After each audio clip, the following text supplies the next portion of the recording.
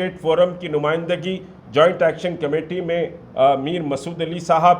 کرتے ہیں، وہ بھی سمجھیے کہ موجود تھے، اور سوشیو ریفارم سوسائٹی جو سمجھیے کہ شادی اور بیاہ پر کام کرتی ہے، اس کے صدر جناب علیم خان فلکی صاحب موجود تھے، اور ہمارے عثمان محمد خان جو انرجیٹک بہرحال لیڈر ہیں،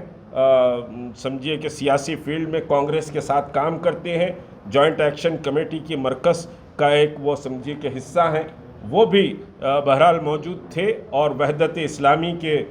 ذمہ دار ڈاکٹر توفیق احمد صاحب بھی آج کے اجلاس میں ہیں، اور اس کے علاوہ بہت سارے ہماری سمجھیے کہ دیگر جماعتوں کے افراد اور سمجھیے کہ جماعتوں کے قائدین، اس میں کانگریس کے بھی ہیں، اس میں سمجھیے کہ دوسرے جماعتوں کے بھی ہیں، سب موجود تھے، اور آج کا یہ اجلاس بہت سمجھیے کہ کامیاب اجلاس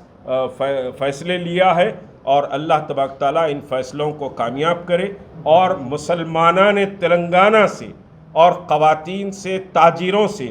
سب سے جوائنٹ ایکشن کمیٹی کی یہ اپیل ہے کہ وہ جمعے کی اس ریلی میں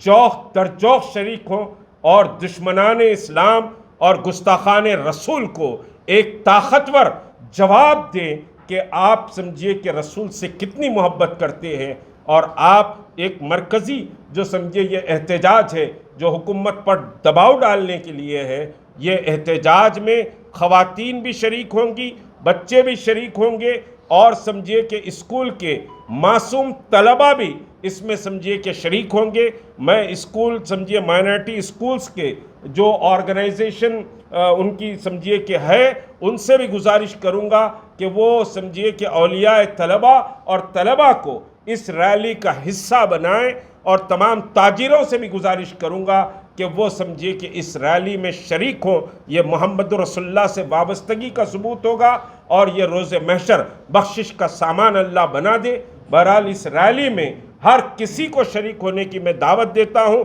گزارش کرتا ہوں۔ وقت نہیں ہے، 48 گھنٹے سے بھی کم اس ریلی کو وقت ہے۔ میڈیا کی بھی ذمہ داری ہے کہ وہ اس ریلی کے پیغام کو پہنچائیں، اور میں تمام سے گزارش کروں گا کہ جس تک یہ پیغام نہ پہنچے وہ سمجھیے کہ صاحب اس پیغام کو آگے کی طرف بڑھائے، تاکہ زیادہ سے زیادہ سمجھیے کہ یہ پیغام ساری ریاست میں جا سکے۔ السلام علیکم ورحمۃ اللہ وبرکاتہ۔ کیا گیا،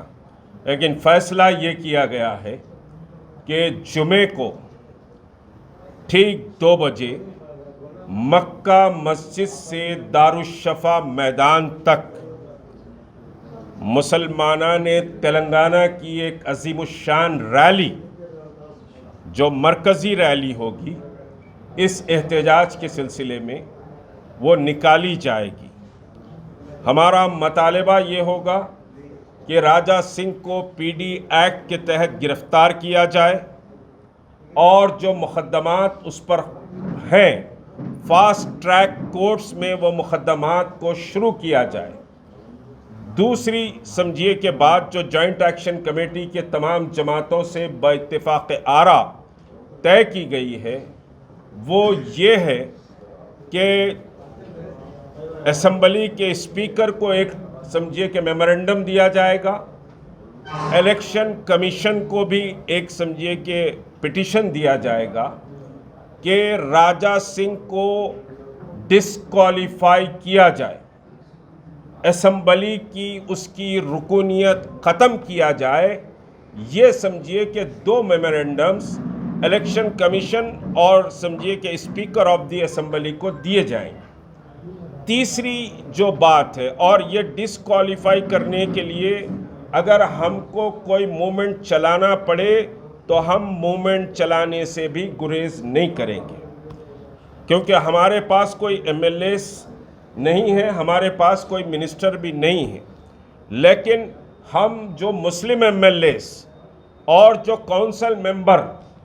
چاہے وہ منسٹر ہو یا کوئی بھی ہو یا حکومت کے الائی ہو، ہم ان سے یہ کہیں گے کہ بحیثیت مسلمان، بحیثیت عاشق رسول، بحیثیت ایک غلام مصطفیٰ کے، کیا آپ یہ گوارا کریں گے کہ ہاؤس میں ایک گستاخ رسول صلی اللہ علیہ وسلم کے ساتھ آپ بیٹھنا گوارا کریں گے یا اس کے خلاف ہاؤس میں سمجھیے کہ آپ احتجاج کریں گے کہ اس کو ڈسکوالیفائی کیا جائے؟ یہ لیگل بات ہے یا انلیگل بات ہے، اس میں سمجھیے کہ پڑھنا نہیں چاہ رہا ہوں۔ میں صرف میرا مدعا یہ ہے کہ تلنگانہ ایک خوبصورت ریاست ہے، تلنگانہ ایک حسین ریاست ہے جہاں مختلف مذاہب اور تہذیبوں کے ماننے والے بڑی محبت سے اور بڑے آپس میں پیار سے رہتے ہیں۔ یہاں زہر گھولنے کا کام